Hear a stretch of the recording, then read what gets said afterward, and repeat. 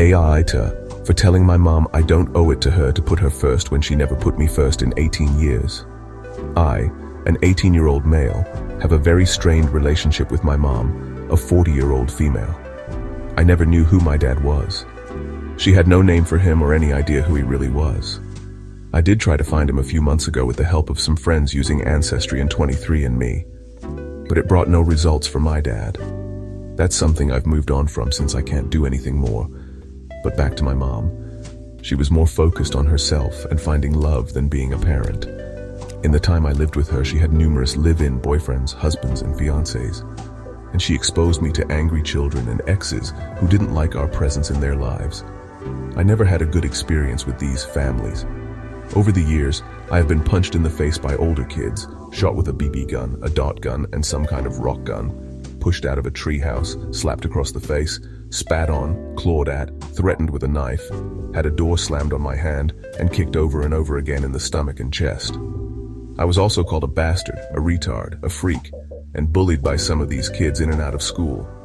Sometimes, even after the relationship broke down, they'd still target me.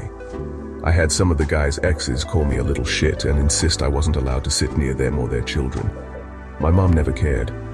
The way I was treated was never the reason these relationships ended. Either someone cheated or they fought a lot about sex or money or custody issues. Some of the guys were okay to me. Others ignored me.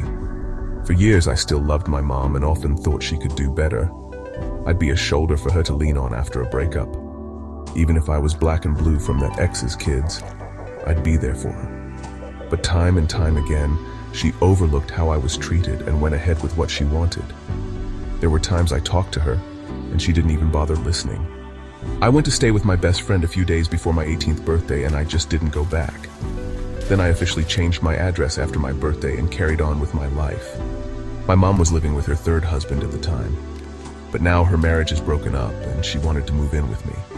I told her she wasn't moving in, and she needed to figure this stuff out on her own. She told me that's no way to speak to her, she's my mom, etc.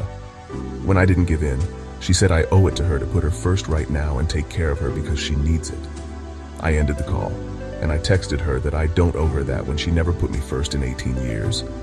I went into all the reasons why she failed as a mom and why she had some fucking nerve asking me to take care of her and put her first.